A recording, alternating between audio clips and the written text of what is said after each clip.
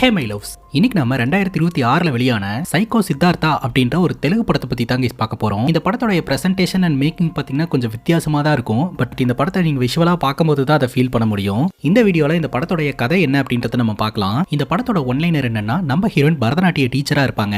ஆனா ஹீரோனுடைய கணவர் ஒரு ஆணாதிக்கவாதியா இருப்பாருங்க. ஹீரோனை போட்டு அடின்னு அடிச்சு டார்ச்சர் பண்ணிக்கிட்டே இருப்பாரு. ஹீரோனுக்கு ஸ்கூலுக்கு போற வயசுல ஒரு பையன் இருப்பான். பையனோட எதிர்காலத்தை மனசுல வச்சுட்டு ஹீரோயின் எதுவுமே பண்ணாம இருப்பாங்க.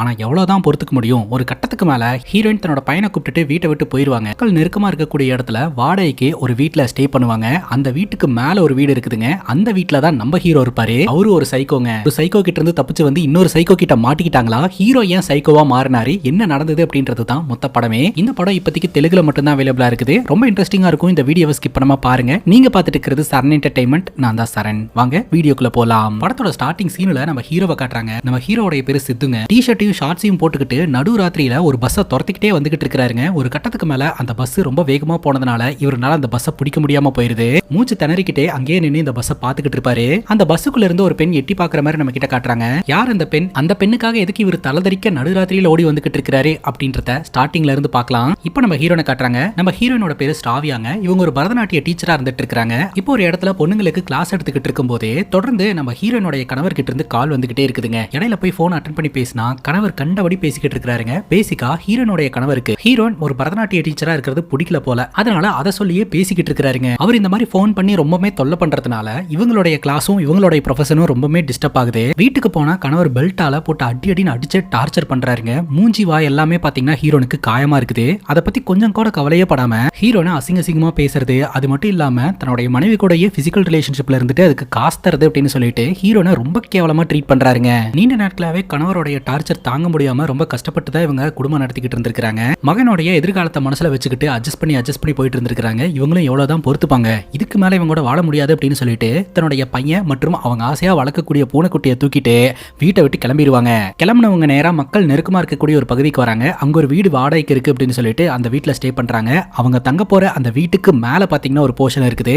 அந்த வீட்டுல தாங்க நம்ம ஹீரோ இருக்கிறாரு. இவங்க வீட்டுக்குள்ள குடி போகும்போது மேல் போர்ஷன்ல இருக்கிற வீட்டோட விண்டோ வழியா நம்ம ஹீரோ வெளியில வராருங்க. அது ஷார்ட்ஸ் மட்டும் போட்டுக்கிட்டு ஹீரோனுடைய பையன் பயங்கரமா கிண்டல் அடிக்க ஆரம்பிச்சாரான். யாருமா அது இப்படி வந்து நின்னுட்டு இருக்காப்ல அப்படின்ட்டு. இதை நம்ம ஹீரோ பார்த்துட்டு தயவு செஞ்சு நான் இங்க ஒளிஞ்சிட்டு இருக்கேன் அப்படின்றத யார்கிட்டயும் சொல்லிராதீங்க அப்படின்ற மாதிரி ஹீரோ சிக்னல் கொடுத்துட்டு இருக்காருங்க. பேசிக்கா யாருக்காகவோ பயந்துட்டு தான் அந்த விண்டோ கிட்ட வந்து ஒளிஞ்சு உட்கார்ந்துகிட்டு இருக்காருன்றது தெரிய வருது. ஹீரோட வாழ்க்கையில என்ன நடந்தது, எதனால இப்படி பயந்து இங்க வந்து உட்கார்ந்துகிட்டு இருக்காரு அப்படின்றதுக்கான காரணத்தை நம்ம கிட்ட காட்டுறாங்க. பேசிக்கா நம்ம ஹீரோ முன்னாடி எல்லாம் நல்லா வேலைக்கு போய் பணம் சம்பாரிச்சுக்கிட்டு தான் இருந்திருக்காரு.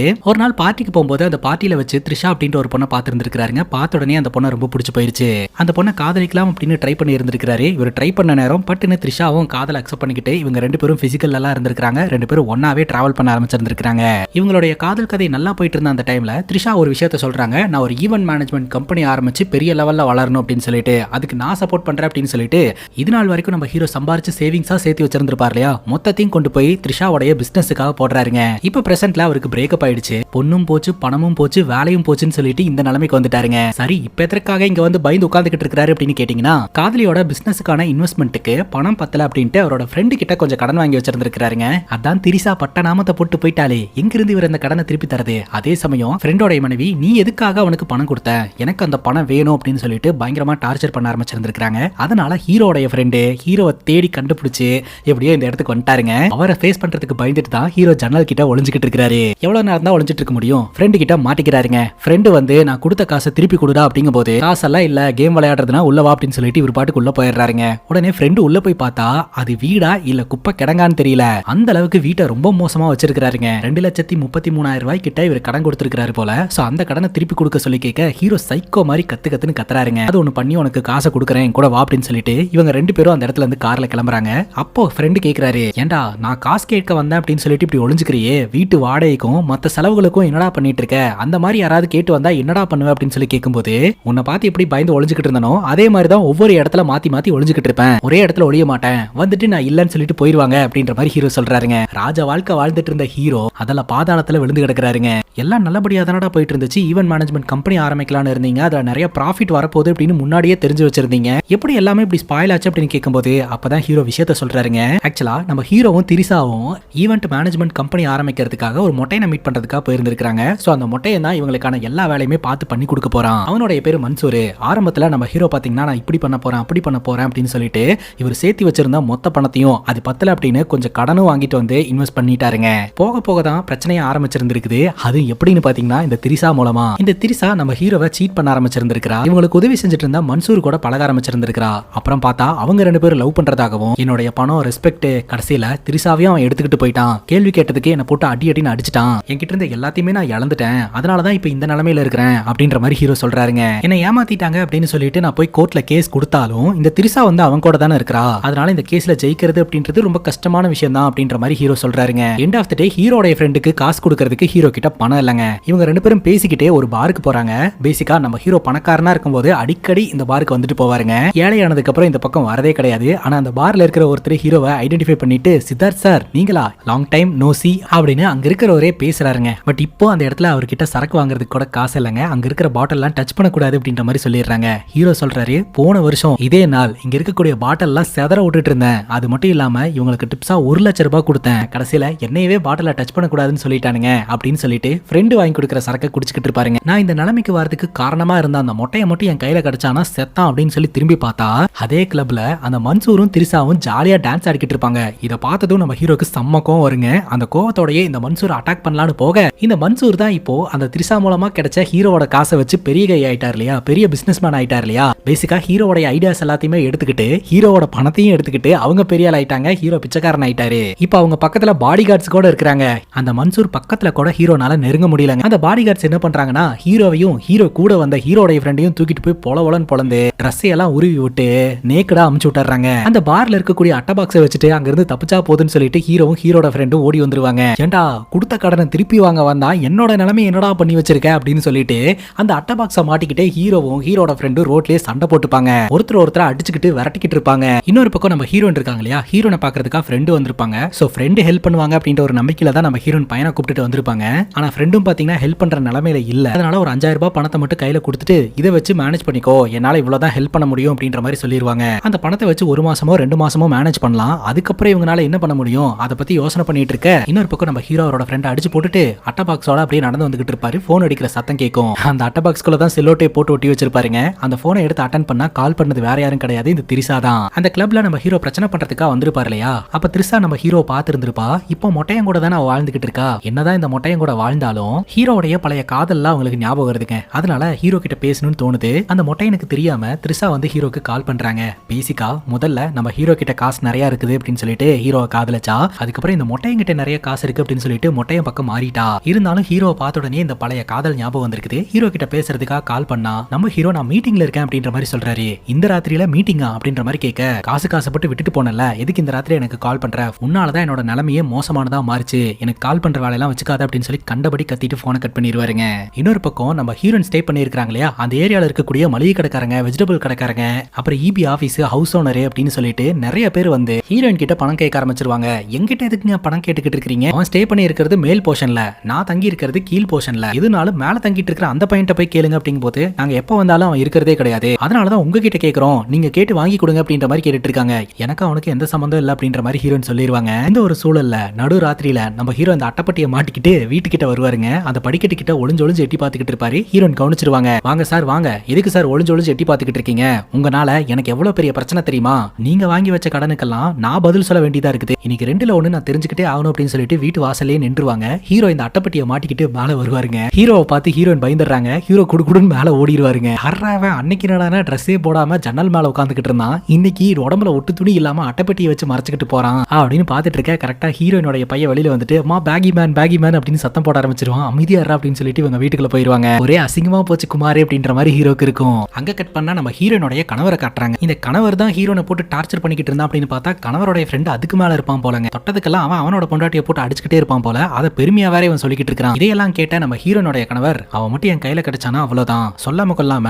வீட்டுல டிவோர்ஸ் பேப்பர்ல சைன் பண்ணி வச்சுட்டு போயிட்டா, அந்த டிவோர்ஸ் பேப்பர் இப்ப எங்க போச்சுன்னு தெரியல, அவ எங்க போனான்னு தெரியல, அவளை தேடி கண்டுபிடிச்சு சாவடி அடிக்க போறேன், எனக்கு இப்பவே பெயில் வாங்கி வச்சிரு அப்படின்ற மாதிரி சொல்லிட்டு அந்த இடத்துல இருந்து கிளம்புறாங்க. இன்னொரு பக்கம் நம்ம ஹீரோ வாழ்ந்துட்டு இருக்கக்கூடிய இந்த குப்பை கிடக்கு இருக்கு இல்லையா, சாரி வீடு, அந்த வீட்டுக்குள்ள பூனைக்குட்டி கத்துற சத்தம் கேக்குதுங்க. இந்த சத்தம் எங்க இருந்துடா வருது அப்படின்னு சொல்லிட்டு இவர் தேட ஆரம்பிக்கிறாரு. அப்படி தேடும் போது இவர் போய் கடங்காரனுக்கு பயந்துகிட்டு ஒரு விண்டோ ஸ்லாப்ல ஒளிஞ்சுப்பாரு இல்லையா, அந்த இடத்துல அந்த பூனைக்குட்டி இருக்குதுங்க. இன்னொரு பக்கம் அந்த பூனைக்குட்டியை காணோம் அப்படின்னு சொல்லிட்டு நம்ம ஹீரோன் வழியே தேடிக்கிட்டு இருக்காங்க. அக்கம் பக்கத்துல எல்லாம் விசாரிக்கிறாங்க, யாருக்கும் தெரியல. அந்த ஏரியால இருக்கக்கூடிய ஆண்கள் கிட்ட கேட்கலாம் அப்படின்னு பார்த்தா அவங்க நம்ம ஹீரோனை கீழே மேலையும் பார்த்துட்டு அட்வான்டேஜ் எடுக்கிறதுக்கு தான் ட்ரை பண்றானுங்க. நம்ம ஹீரோன் அது எல்லாத்தையும் அவாய்ட் பண்ணிக்கிட்டு தொடர்ந்து இந்த பூனைக்குட்டியை தேடிக்கிட்டு இருப்பாங்க. பையன் சொல்லுவா, நம்ம எல்லா இடத்துலயுமே தேடியாச்சு, மேல மட்டும் தான் போய் பார்க்கவே இல்ல, மேல போய் பார்த்துட்டு வந்துடலாம் அப்படின்னு சொல்லிட்டு ஹீரோயின் வீட்டுக்கு மேல இருக்கக்கூடிய அந்த குப்பை கிடங்குக்கு சரி ஹீரோவோட வீட்டுக்கு வருவாங்க. டம்மு டும்னு கதவை தட்டுவாங்க. ஹீரோ டோர் ஓபன் பண்ணுவாருங்க. நேத்து ராத்திரி நம்ம ஹீரோவும் ஹீரோட ஃப்ரெண்டும் அட்டைப்பட்டியை மாட்டிக்கிட்டு ஊரெல்லாம் சண்டை போட்டுக்கிட்டு உளுந்து எந்திரிச்சு வந்தாங்க இல்லையா, அதுல மூஞ்சி வாயெல்லாம் வீங்கி கிடக்குங்க. ஹீரோயின் கேட்பாங்க, பூனைக்குட்டியை பாத்தியா அப்படின்னு சொல்லிட்டு.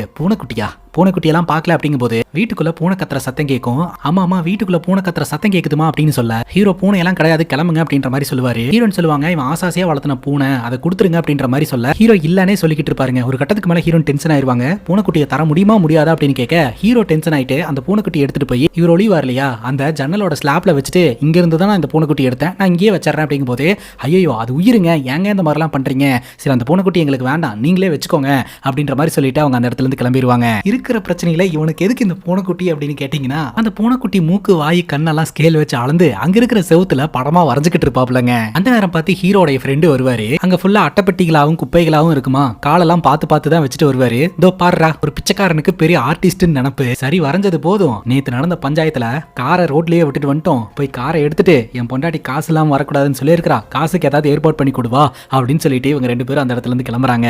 நேத்து ராத்திரி காரை ஒரு இடத்துல நிப்பாட்டிட்டு வந்தாங்க இல்லையா, அந்த ஏரியால இருக்கக்கூடிய பசங்க விக்கெட் கீப்பிங்க்கு ஆள் இல்ல அப்படின்னு சொல்லிட்டு அந்த காருக்கு முன்னாடி ஸ்டெம்பை வச்சு விளையாட ஆரம்பிச்சிட்டானுங்க. அங்க போயிட்டு அவங்களை எல்லாம் விரட்டி விட்டுட்டு நம்ம ஹீரோவும் ஹீரோட ஃப்ரெண்டும் கார் எடுத்துட்டு கிளம்புறாங்க. அப்ப ஃப்ரெண்டு சொல்றாரு, பக்கத்துல தானே இந்த மன்சூரோட ஆபீஸ் இருக்கு, உன்னை ஏமாத்தி அவன் டெவலப் ஆயிட்டான் இல்லையா, இப்ப அவன் கிட்ட பணம் இருக்குல்ல, சோ நம்ம போய் பணம் கேட்கலாம் வா அப்படின்ற மாதிரி சொல்லிட்டு இவங்க ரெண்டு பேரும் அந்த ஆபீஸ்க்கு போறாங்க. ஹீரோக்கு பழைய ஞாபகங்கள்லாம் வந்துகிட்டு இருக்குதுங்க. இந்த மன்சூரோட ஆபீஸ்க்கு முறையா போகும்போது த்ரிஷாவும் நம்ம ஹீரோவும் தான் போயிருந்திருப்பாங்க.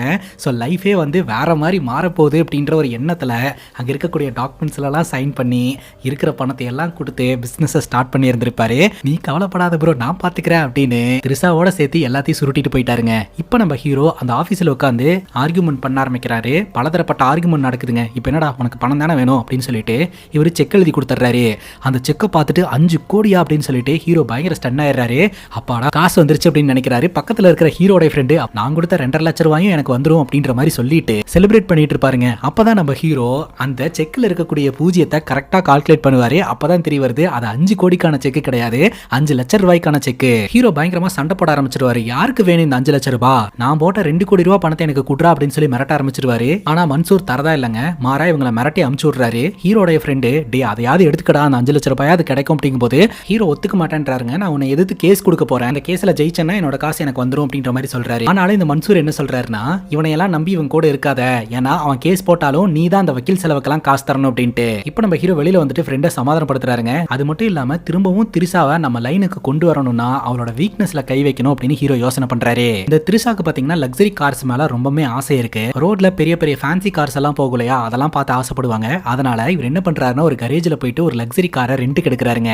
எடுத்துட்டு அந்த கார்ல இருக்கிற மாதிரியான ஒரு போட்டோவை எடுத்து சோஷியல் மீடியால போஸ்ட் பண்றாரு, நான் புதுசா கார் வாங்கிட்டேன் அப்படின்ட்டு. போஸ்ட திரிஷா பாக்குறா. மறுபடியும் ஹீரோ கிட்ட கம்யூனிகேட் பண்ணணும் அப்படின்னு முயற்சி பண்ணி அந்த காருக்காகவே பாத்தீங்கன்னா ஹீரோ மீட் பண்றதுக்காக வரா. இவங்க ரெண்டு பேரும் அந்த காருக்குள்ளேயே பிசிக்கல் ரிலேஷன்ஷிப்ல இருக்காங்க. இன்னொரு பக்கம் நம்ம ஹீரோனை தேடிக்கிட்டு இருந்தார் இல்லையா ஹீரோனுடைய கணவர், ஹீரோனுக்கு போன் பண்ணிக்கிட்டே இருப்பாருங்க. ஒரு கட்டத்துக்கு மேல ஹீரோன் அட்டன் பண்ணுவாங்க. அப்பதான் விஷயமே தெரிய வருது, ஹீரோனுடைய கணவர் பாத்தீங்கன்னா ஹீரோனை தேடி இந்த ஏரியா பக்கமே வந்துட்டாரு. அதுவும் குறிப்பா நம்ம ஹீரோன் வீடு இருக்கு இல்லையா, அந்த பக்கம் தான் சுத்திக்கிட்டு இருக்காரு அப்படின்ட்டு. நீ இருக்கிற இடத்த நான் ஸ்மெல் பண்ணிட்டேன், இன்னைக்கு நான் உன்னை உண்டு இல்லன்னு பண்ணாம விட மாட்டேன் அப்படின்ற மாதிரி மிரட்டிக்கிட்டு இருக்கான். அங்க கட் பண்ணா நம்ம ஹீரோவும் திரிஷாவும் காருக்குள்ள உட்காந்து பேசிக்கிட்டு இருப்பாங்க. அப்படி பேசிக்கிட்டு இருக்கும்போது திரிஷா அந்த காரோட அந்த க்ளோ பாக்ஸ் இருக்கு இல்லையா, அதை ஓபன் பண்ணும்போது உள்ள இந்த காருங்கெல்லாம் ரெண்டுக்கு விடுறதுக்கான நோட்டீஸ் இருக்குங்க. அட பாவி, இது ரெண்டுக்கு வாங்கிட்டு வந்த காரா, எப்ப கேட்டாலும் பிசினஸ் மீட்டிங்ல இருக்கிற, பிசினஸ்ல growth ஆயிட்டேன், அதன் மூலமா வாங்கின காருன்னுலாம் சொன்னியடா, அப்ப எல்லாமே பொய்யா, நான் இவ்வளவு நேரம் ஒரு பிச்சைக்காரன் கூட தான் இருந்தனா அப்படின்ற மாதிரி திரிஷா கத்த ஆரம்பிச்சிடுறா. ஹீரோ பாத்தீங்கன்னா இந்த மாதிரிலாம் பண்ணி திரிஷாவை திரும்பவும் தான் கூடயே சேர்த்துக்கலாம், அதன் மூலமா விட்டதை எல்லாத்தையும் பிடிக்க முடியும் அப்படின்னு நினைச்சிருந்திருப்பாரு. ஆனா ஹீரோ ஒரு வாடகை வண்டியில தான் வந்திருக்காரு அப்படின்னு தெரிஞ்ச உடனே மறுபடியும் திரிஷா பாத்தீங்கன்னா ஹீரோவை கழட்டி விட தான் பாத்துக்கிட்டு இருப்பா. இவரும் பயங்கர டென்ஷன் ஆயிருவாருங்க. பணத்துக்காக தான் என்ன கழட்டி விட்டு போனேன், போ அந்த மொட்டை மண்டையனுக்கு டை அடிச்சு நீயே வச்சுக்கோ அப்படின்னு சொல்லிட்டு துரத்தி விட்டுருவாருங்க.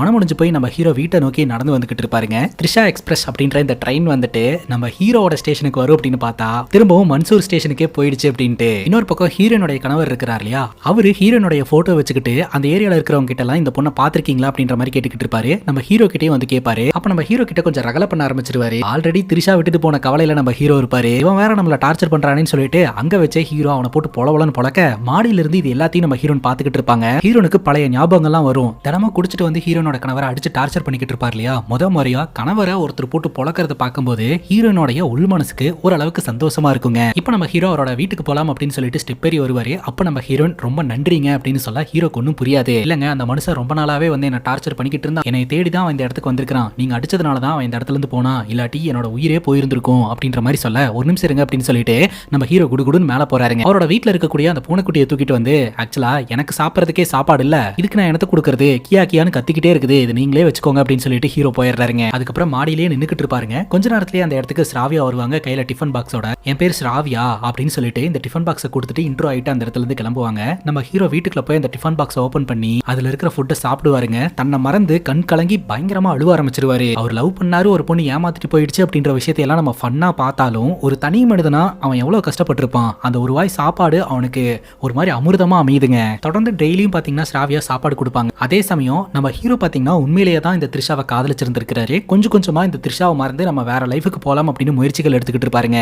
ஒரு நாள் நம்ம ஹீரோயின் பாத்தீங்கன்னா ஹீரோ வீட்டு கதவை பயங்கரமா தட்டிக்கிட்டு இருப்பாங்க. ஹீரோ கதவை திறந்து என்னாச்சு அப்படின்னு கேட்கும்போது, நீ கூட வா அப்படின்னு சொல்லி கீழே கூட்டிட்டு வந்து தன்னோட பையனை ஹீரோ கையில ஒப்படைச்சிட்டு, எனக்கு வந்து ஒரு இடத்துல பரதநாட்டியம் டீச் பண்ணக்கூடிய சான்ஸ் கிடைச்சிருக்குது, அதற்கான வேலைகளை பாக்குறதுக்காக போறேன், நான் போயிட்டு வர வரைக்கும் என்னோட பையனை பத்திரமா பாத்துக்கும், அவனோட படிப்புக்கு கொஞ்சம் உதவி செய்ய அப்படின்னு சொல்ல அந்த பையனும் பாத்தீங்கன்னா நம்ம ஹீரோடைய வீட்டுக்குள்ள போவான். இது என்ன வீடா இல்ல குப்பை கிடங்கா, இப்படி பொட்டி பொட்டியா கிடக்குது அப்படின்ற மாதிரி அவன் பாத்துக்கிட்டு இருப்பான். ஆனா நம்ம ஹீரோனை ஃபாலோ பண்ணிட்டே வந்து, ஏங்க ஒரு பூனைக்குட்டியை கூட என்னால ஒழுங்கா பாத்துக்க முடியலன்னு தானே உங்ககிட்டயே கொடுத்தேன், இப்போ உங்க பையனை என்கிட்ட ஒப்படைச்சிட்டு போயிட்டு இருக்கீங்க, அது 2 நாள் பாத்துக்கோங்கன்னு சொல்றீங்க, என்னாலாம் முடியாது அப்படின்ற மாதிரி சொல்ல ஆட்டோல இருந்து இறங்கி வந்த நம்ம ஹீரோயின் பாத்தீங்கன்னா, தயவு செஞ்சு புரிஞ்சுக்க சித்தார்த், இது வந்து என்னோட கெரியருக்கும் என்னோட வாழ்க்கைக்கும் ரொம்ப இம்பார்ட்டன்டான விஷயம், நான் வந்து போற பக்கம் என்னோட பையனை கூட்டிட்டு போக முடியாது, 2 நாள் வீட்டுல தனியாவும் விட்டுட்டு போக முடியாது, அதனால தான் நான் உங்ககிட்ட ஒப்படைச்சிட்டு போறேன். ஆக்சுவலா சின்ன வயசா இருக்கும்போது என்ன இந்த மாதிரி தான் என்னோட பேரண்ட்ஸ் விட்டுட்டு போயிட்டாங்க. அந்த டைம்ல ஒரு அண்ணா வந்து என்கிட்ட மிஸ்பிஹேவ் பண்ணிட்டாரு. அதுக்கப்புறம் திருமணத்துக்கு அப்புறம் என்னோட கணவர் என்ன வந்து பயங்கரமா டார்ச்சர் பண்ணாரு. அதனால ஆண்கள் மேலேயே எனக்கு நம்பிக்கை இல்லாம போயிடுச்சு. நான் இங்க வந்ததுக்கு அப்புறம் உன்னை நான் நம்புறேன், அதனால தான் நான் உங்ககிட்ட உதவி கேட்கிறேன் அப்படின்ற மாதிரி சொல்ல ஹீரோவும் எமோஷனல் ஆகுறாரு. சரி பாத்துக்கிறேன் அப்படின்னு விருப்பமே இல்லாம ஓகே சொல்றாருங்க. ஆக்சுவலா ஹீரோயின் வந்து அவங்களோட கதையை சொல்லிருப்பாங்க இல்லையா, அப்ப நம்ம ஹீரோ அவரோட சின்ன வயசுல நடந்த விஷயத்தையும் நினைச்சு பாப்பாரு. பேசிக்கா நம்ம ஹீரோக்கு படம் வரையறதுல தாங்க இன்ட்ரெஸ்ட். பட் யாருமே அதை ரெக்கக்னைஸ் பண்ணாம ஹீரோ போட்டு அடிக்க தான் செஞ்சிருந்திருக்காங்க. சரி நம்மளால முடிஞ்ச உதவி செய்யலாம் அப்படின்னு சொல்லிட்டு இந்த பையனை பாக்குறதுக்காக நம்ம ஹீரோ போறாரு. அடுத்த நாள் இந்த பையனை ஸ்கூல்ல விடலான்ட்டு போகும்போது, ஐயோ மேக்ஸ் சார் வந்து எனக்கு ஹோம்வொர்க் கொடுத்திருக்காரு, எனக்கு இந்த மேக்ஸ் ஹோம்வொர்க்கை சால்வ் பண்றதுக்கு உதவி செய்ய அப்படிங்கும் போது, டே எனக்கு மேக்ஸ் எல்லாம் வராதுரா அப்படின்ற மாதிரி ஹீரோ சொல்றாரு. ஏதாவது ஒன்று பண்ணி சரி பண்ணி குடுறா அப்படின்னு அந்த பையனும் கேட்கறான். என்ன பண்றதுன்னு தெரியாம ஹீரோ என்ன பண்றாருன்னா, பக்கத்துல இருக்கக்கூடிய ஒரு பழக்கடைக்கு கூட்டிட்டு போயிட்டு பிராக்டிக்கலா அங்க இருக்கக்கூடிய ஃப்ரூட்ஸ் எல்லாத்தையுமே வச்சு இவரு மேக்ஸை சொல்லி கொடுக்குறாருங்க. அந்த பையனுக்கு ஓரளவுக்கு புரிஞ்சதுன்னு நினைக்கிறேன். ஃபைனலி இந்த ஹோம்வொர்க் எப்படியோ முடிச்சாச்சு. பட் ஸ்கூலுக்கு போறதுக்கு லேட் ஆயிடுச்சு. ஆல்ரெடி சார் வந்து ஹோம்வொர்க் பண்ணாதவங்களை எல்லாம் அடிச்சுக்கிட்டு இருக்காருங்க. இவனும் பயத்தோடையும் பதறத்தோடையும் உள்ள போய் உட்காந்துட்டு இப்படியோ நான் ஹோம்வொர்க் முடிச்சிட்டேன்னு சொல்லிட்டு பேக்குள்ள பார்த்தா பேக்குள்ள ஹோம்வொர்க் நோட்டை காணுங்க. வந்து ஆட்டோலயே விட்டுட்டு வந்திருப்பான். கொஞ்சம் தூரம் போனதுக்கு அப்புறம் தான் நம்ம ஹீரோவும் அதை கவனிப்பாரு. அதை கொடுக்கலாம் அப்படின்னு சொல்லிட்டு ரிட்டர்ன் வருவாரு. அதுக்குள்ளேயே பாத்தீங்கன்னா மேக்ஸ் சார் இந்த பையனை அடிக்க ஆரம்பிச்சிருவாரு. இதை பார்த்த நம்ம ஹீரோ பாத்தீங்கன்னா இந்த மேக்ஸ் சாரை அடிச்சு போட்டாருங்க. பிரின்சிபல் ரூம்ல பஞ்சாயத்து, எல்லா பசங்க முன்னாடியும் வேணா அடிச்சிட்டா மேடம் அப்படின்ற மாதிரி சொல்ல அதுக்கு ஹீரோ சொல்றாரு, பசங்க முன்னாடி தான் மேடம் அடிச்சேன், அவன் பொண்டாட்டி முன்னாடியே அடிச்சேன், எல்லா பசங்களையும் அடிச்சு பாருங்க மேடம், குழந்தைங்களா அழுகுறாங்க, இப்படிதான் குழந்தைங்களுக்கு எல்லாம் கிளாஸ் எடுப்பானா மேடம் அப்படின்ற மாதிரி ஹீரோ கேள்வி கேட்க ஆரம்பிக்கிறாரு. எண்ட் ஆஃப் தி டே நம்ம ஹீரோ வந்து அந்த பையனுக்கு சம்பந்தம் இல்லாத ஆள் அப்படின்றதுனால அந்த பையனை பாத்தீங்கன்னா நான் சஸ்பெண்ட் பண்றேன் அப்படின்ற மாதிரி சொல்லிடுவாங்க. ஒரு நாள் ஹீரோ கிட்ட இந்த பொறுப்பு ஒப்படைச்சதுக்கு தேவையில்லாத பஞ்சாயத்தெல்லாம் இழுத்துட்டுருவாருங்க. இந்த பையன் சொல்லுவான், ஏமா என்னதான் ஸ்கூல்ல இருந்து சஸ்பெண்ட் பண்ணி அமுச்சு விட்டாங்க இல்லையா, திரும்பவும் நான் ஸ்கூல்ல ரீஜாயின் பண்ற வரைக்கும் சித்தார்த் கூட போய் டிராயிங் வரையறது எப்படின்றத கத்துக்கிட்டுமா, ஏன்னா ஒரு சூப்பரா படம் வரையறாரு அப்படின்னு சொல்ல இதை கவனிச்ச நம்ம ஹீரோ என்ன பண்ணுவாங்கன்னா, அந்த ஸ்கூல் பிரின்சிபல் கிட்ட போயிட்டு, ஆக்சுவலா நீங்க ஸ்கூல்ல படம் வரையற கான்ட்ராக்ட் பத்தி பேசிட்டு இருந்தீங்களே, எனக்கு தெரிஞ்ச ஒருத்தர் இருக்கிறாரு, நம்ம பட்ஜெட்லயே பண்ணி கொடுப்பாரு, தோ அவர் தான் அப்படின்ற மாதிரி ஹீரோவை கை காட்ட, எதுக்குங்க தேவையில்லாம என்ன கோத்து விட்றீங்க அப்படின்ற மாதிரி ஹீரோ கேட்கிறாரு. நீ பண்ணு அப்படின்னு சொல்லி ஹீரோயின் மோட்டிவேட் பண்றாங்க. அதனால நம்ம ஹீரோவும் பாத்தீங்கன்னா அந்த ஸ்கூலோட காம்பவுண்ட்ல எல்லாம் எஜுகேஷன் சம்பந்தப்பட்ட படத்தை எல்லாம் வரைய ஆரம்பிக்கிறாருங்க. அது அங்க இருக்கக்கூடிய மாணவர்களுக்கும் சரி அந்த ஸ்கூல் மேனேஜ்மெண்ட்டுக்கும் ரொம்ப பிடிச்சு போகுது. அதுக்கப்புறம் நம்ம ஹீரோயினுடைய பையன் 3 பேரும் ஆட்டோல போயிட்டு இருக்கும்போது ஹீரோ கேட்கிறாரு, உண்மையிலேயே படம் வரைஞ்சா காசு தருவாங்களா அப்படின்ற மாதிரி கேட்கிறாரு. நான் தான் சொல்றேன்ல, பெயிண்டிங் அப்படின்றது ஒரு ஆர்ட், அந்த ஆர்ட்டை தாண்டி அதுக்கு ஒரு பிசினஸும் இருக்கு அப்படின்னு சொல்லிட்டு, உன்னால பெயிண்டிங்ஸ் பண்ணியே பணம் சம்பாதிக்க முடியும் அப்படின்றத பத்தி எல்லாம் ஹீரோன் எக்ஸ்பிளைன் பண்றாங்க. ஆனா ஹீரோ சுத்தமா நம்பவே மாட்டாருங்க, கலாய்ச்சிக்கிட்டு இருப்பாரு. பட்டுன்னு நம்ம ஹீரோயின் பேக்குள்ள இருந்து பணம் எடுத்து கொடுப்பாங்க. ஆக்சுவலா இந்த பணம் உனக்காக பிரின்சிபல் கொடுத்தது, கமிஷன் அப்படின்ற பேர்ல நான் கொஞ்சம் பணம் எடுத்துக்கிட்டேன், ஏன்னா எனக்கும் பணம் தேவை இருக்கு, பேலன்ஸ் நீ வச்சுக்கோ அப்படின்னு சொல்லி பணத்தை கொடுக்க ஹீரோ அந்த பணத்தை கையில பாக்குறாருங்க. உண்மைதான் அப்படின்றத நம்புறாரு. தொடர்ந்து நம்ம ஹீரோ பாத்தீங்கன்னா நிறைய இடங்களுக்கு படம் வரையறதுக்காக போறாரு. அதன் மூலமா பணமும் சம்பாதிக்க ஆரம்பிக்கிறாருங்க. கீழ் வீட்டுல இருக்கக்கூடிய நம்ம ஹீரோனோட பேச்சை கேட்டு நடந்துக்கிறாரு. ஹீரோட லைஃப் கொஞ்சம் கொஞ்சமா மாற ஆரம்பிக்குது. இன்னொரு பக்கம் நம்ம ஹீரோக்கு கடன் கொடுத்தாரு இல்லையா ஃப்ரெண்டு, அவர் வீட்டுல ஒரு பிரச்சனையா இருந்துகிட்டு இருக்குது. அதனால அவரே பாத்தீங்கன்னா நேரடியா இந்த மன்சூர் கிட்ட போன் பண்ணி பேசுறாரு. நாளைக்கு மீட் பண்ணலாம் அப்படின்ற மாதிரி சொல்லியிருக்காங்க. இப்போ நம்ம ஹீரோவும் ஹீரோட ஃப்ரெண்டும் இந்த மன்சூரை மீட் பண்றதுக்காக போயிட்டு பிரச்சனை பண்றாங்க. இப்போ இந்த மன்சூர் என்ன பண்றாரு அப்படின்னா, சரி ஓகே நான் 25 லட்ச ரூபாய் பணம் கொடுத்துறேன் அப்படின்ற மாதிரி சொல்லிட்டு 25 லட்ச ரூபாய்க்கான செக்கை கொடுக்குறாருங்க. ஆனா இந்த முறையும் நம்ம ஹீரோ வாங்க மாட்டேன்றாரு. ஹீரோடைய ஃப்ரெண்டு பாத்தீங்கன்னா என்னோட காசு எனக்கு வந்தா போதும் அப்படின்னு சொல்லிட்டு அந்த செக் எடுத்துக்கிறதுக்கு முயற்சி பண்ணுவாரு. ஆனா ஹீரோ என்ன சொல்லுவாரு அப்படின்னா, இந்த 25 லட்ச ரூபாய் அவங்க கிட்ட இருந்து வாங்கினோம்னா செல்ஃப் ரெஸ்பெக்ட் இல்லாம போயிடும். இப்ப நமக்குன்னு ஒரு மரியாதை இருக்கு, அதை நம்ம தான் காப்பாத்திக்கணும். ஒரு போட்ட பணம் எங்க இருக்குது, அவங்க திருப்பி கொடுக்குற பணம் எங்க இருக்குது அப்படின்னு சொல்லிட்டு ஹீரோ வந்து ஹீரோட ஃப்ரெண்டை கன்வின்ஸ் பண்றாரு. சமயம் கண்டிப்பா ஒரு நாள் நான் வழக்கு தொடுப்பேன் அப்படின்ற மாதிரி சொல்லிட்டு இருக்காரு. இப்பதான் ஹீரோ கொஞ்சம் கொஞ்சமா ஏர்ன் பண்ணிக்கிட்டு இருக்காரு இல்லையா, கூடி சீக்கிரம் இவங்களுக்கு எதிராக வழக்கு தொடுக்க போறாரு அப்படின்னு தெரிஞ்சு போச்சு. அங்க இருக்கக்கூடிய த்ரிஷா சொல்லிட்டே இருக்காங்க, அதான் 25 லட்ச ரூபாய் பணம் மன்சூர் கொடுக்குறேன்னு சொல்றான்ல, அதை வாங்கிக்கோ அப்படின்ட்டு. உன்ட்டான ஏதாவது பேசுனா நீ வாய மூடு அப்படின்ற மாதிரி திட்டிட்டு அந்த இடத்துல இருந்து ஹீரோ கிளம்பிடுறாருங்க. இப்ப ஹீரோன் பாத்தீங்கன்னா ஹீரோக்கு நிறைய உதவி செஞ்சாங்க இல்லையா, அதே மாதிரி நம்ம ஹீரோவும் பாத்தீங்கன்னா ஹீரோனுக்கு உதவி எல்லாம் செய்யறாரு. அந்த ஏரியால இருக்கக்கூடிய சின்ன பசங்களை எல்லாம் நம்ம ஹீரோன் கிட்ட பரதநாட்டிய கிளாஸுக்கு சேர்த்து விடுறாரு. அதே சமயம் அந்த ஏரியால சில பல ரவுடி பசங்க எல்லாம் ஹீரோனை ஒரு மாதிரி பாத்துட்டு இருப்பாங்க இல்லையா, அவங்க எல்லாம் எதிர்த்து சண்டை போட்டு ஹீரோயின் பக்கமே வராத மாதிரி ஹீரோ பண்ணிடுறாருங்க. எப்போதுமே குப்பை கடங்கா இருக்கும் இல்லையா ஹீரோட வீடு, அதையும் பாத்தீங்கன்னா பக்காவா ரெடி பண்ணி அந்த வீட்டுல பெயிண்டிங்ஸ் எல்லாம் பண்ண ஆரம்பிச்சிருவாரு. நம்ம ஹீரோட வாழ்க்கைக்குள்ள வந்ததுக்கு அப்புறம் ஹீரோட வாழ்க்கை ரொம்ப நல்லா இருக்கு அப்படின்னு சொல்லிட்டு ஹீரோ ரொம்ப சந்தோஷப்படுறாரு. இந்த வாழ்க்கை இப்படியே இருக்கணும்னு நினைக்கிறாரு. இப்போ நம்ம ஹீரோட ஃப்ரெண்டு ஹீரோட வீட்டுக்கு வராருங்க. இதுக்கு முன்னாடி வீட்டுக்கு வரும்போது வீடெல்லாம் ஒரே குப்பை கிடங்கா இருந்தது இல்லையா, இப்போ ரொம்ப நீட்டா இருக்கும், கிளீனா இருக்கும். அதே சமயம் அங்க மேலதான் நம்ம ஹீரோனும் அவங்க பையனும் நின்றுட்டு இருப்பாங்க.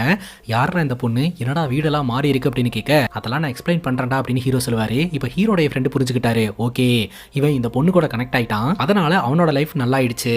ஆனா நம்ம கிட்ட பணத்தை வாங்கிட்டு நம்மளையும் இவன் கலட்டி விட்டுட்டான், கடைசி வரைக்கும் நம்ம தான் பொண்டாட்டி கிட்ட அடி வாங்கி மிதி வாங்கி கஷ்டப்பட்டுக்கிட்டு இருக்கோம் அப்படின்னு சொல்லிட்டு டென்ஷன் ஆயிடுறாருங்க. ஆனா ஹீரோ என்ன சொல்றாருன்னா, கூடி சீக்கிரம் உனக்கு தர வேண்டிய பணத்தை நான் திருப்பி கொடுத்துறேன்டா, நம்புடா அப்படின்னு சொல்ல ஹீரோடைய ஃப்ரெண்டு சாபம் விட்டுட்டே அந்த இடத்துல இருந்து போயிடுறாருங்க. நீ வந்து என்னை ஏமாத்திட்டல, இனி இப்ப இந்த பொண்ணை காதலிக்கிறல்ல, கூடி சீக்கிரம் உங்க 2 பேருக்குள்ள பிரேக்கப் ஆகும், இந்த பொண்ணுக்காக உடம்புல ஒட்டு துணி இல்லாம ரோட்ல சுத்துவ பாரு அப்படின்ற மாதிரி சாபம் விட்டு போயிருவாருங்க. இவர் சொன்ன மாதிரி தான் படத்தோட ஸ்டார்டிங் சீன்ல ஒரு பொண்ணுக்காக இவர் நடு ராத்திரியில ஷார்ட்ஸ் மற்றும் டி ஷர்ட் போட்டு ஓடிக்கிட்டு இருப்பாரு. சரி அப்புறம் என்ன நடந்தது அப்படின்றத நம்ம பார்க்கலாம். ஸோ நாளடைவில் நம்ம ஹீரோ ஸ்ராவியோட பையன் 3 பேருமே ரொம்ப க்ளோஸ் ஆயிருவாங்க, ஒன்னா டிராவல் பண்ணுவாங்க, போட்டோஸ் எடுத்துப்பாங்க, எப்போதுமே ஹாப்பியா இருப்பாங்க. அதே சமயம் நம்ம ஹீரோ நிறைய பெயிண்டிங்ஸ் எல்லாம் பண்றதுனால பேமெண்ட் எல்லாமே ஹீரோயின் கிட்ட தான் கொண்டு வந்து கொடுப்பாங்க.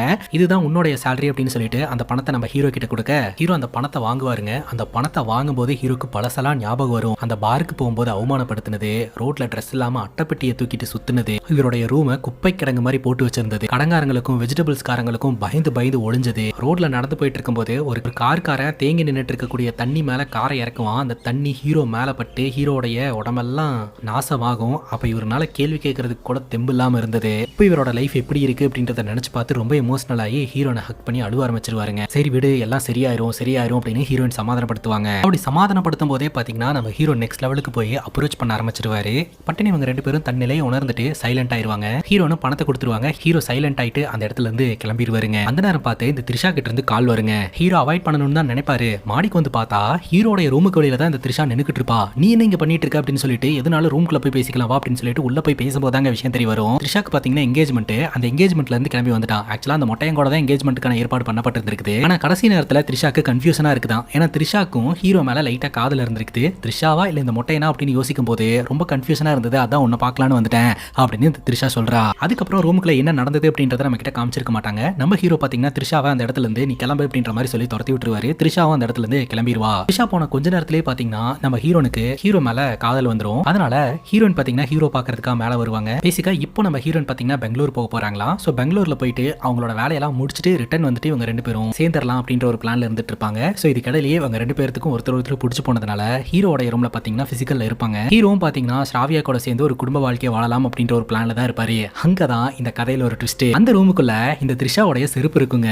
ஒரு பொண்ணோட செருப்பு எப்படி உன்னோட ரூமுக்குள்ள அப்படின்ற மாதிரி கேட்க அது த்ரிஷாவுடைய செருப்பு அப்படின்ற விஷயம் தெரிய வருதுங்க. இதுல நம்ம ஹீரோயின் மனமுடிஞ்சு போயிடுறாங்க. அப்ப இவன் த்ரிஷா கூடயும் ரிலேஷன்ஷிப்ல இருந்துட்டு நம்ம கூடயும் பழகிட்டு வந்திருக்கான். எல்லா ஆம்பளைங்களும் இதே மாதிரி தான், இனிமேல் நான் கூட இருக்க மாட்டேன் அப்படின்ற மாதிரி பயங்கரமா சண்டை போட்டுட்டு அந்த இடத்துல இருந்து ஹீரோயின் கிளம்பிடுவாங்க. ஹீரோனை எக்ஸ்பிளைன் பண்றேன் அப்படின்னு சொல்லிட்டு பின்னாடியே துரத்திட்டு வந்துகிட்டு இருப்பாருங்க. ஆனா ஹீரோயின் பாத்தீங்கன்னா பஸ் ஏறி அந்த இடத்துல இருந்து கிளம்பி போயிருவாங்க.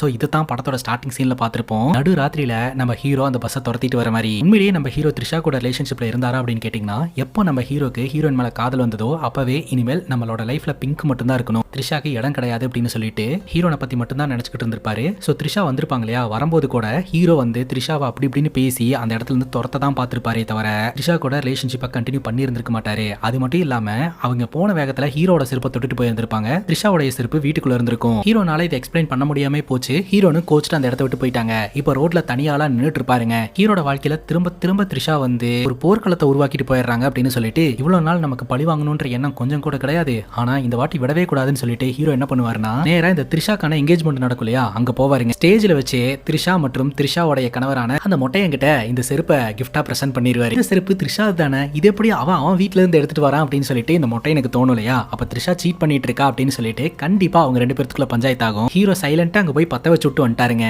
எல்லாம் ஓகே. இப்போ நம்ம ஹீரோட கதை தான் என்ன, ஹீரோனோட கதை தான் என்ன அப்படின்னு கேட்டீங்கன்னா, நம்ம டைரக்டரே வந்துட்டு சரி உங்களுக்காக ஒரு ஹாப்பி எண்டிங் ஸ்டோரியை ரெடி பண்ணி தரேன் அப்படின்னு சொல்லிட்டு இப்போ நம்ம ஹீரோயின் கூட சேர்ந்து வாழணும் அப்படின்னா 2 விஷயம் பண்ணி ஆகணும். ஒன்னு ஹீரோயின் கிட்ட போய் சாரி கேட்கணும், 2வது கெஞ்சணும். இது 2யுமே ஹீரோ பண்றாரா அப்படின்னு பார்த்தா பண்றாருங்க. ஹீரோயின் கிட்ட எப்படியோ கெஞ்சி கூத்தாடி ஹீரோயின் கூட சேர்ந்துடுறாரு. இப்போ நம்ம ஹீரோயின் அப்புறம் ஹீரோனோட பையன் இவங்க 3 பேருமே ஒரு குடும்பமா புது வாழ்க்கையை தொடங்கி சந்தோஷமா வாழ்றாங்க. இதோட இந்த படம் முடியுதுங்க. இந்த படத்தை பத்தி நீங்க என்ன நினைக்கிறீங்க அப்படின்னு உங்களுடைய கருத்தை கமெண்ட் செக்ஷன்ல பதிவு பண்ணுங்க. அண்ட் இதே மாதிரி வேற எதனா படத்தை பத்தி பேசணும் அப்படின்னு நினைச்சீங்கனாலும் படத்தோட பேரை கமெண்ட் செக்ஷன்ல சொல்லுங்க. இதே மாதிரி வேற ஒரு நல்ல வீடியோல வந்து சந்திக்கிறேன். Love you guys, take care and cheers.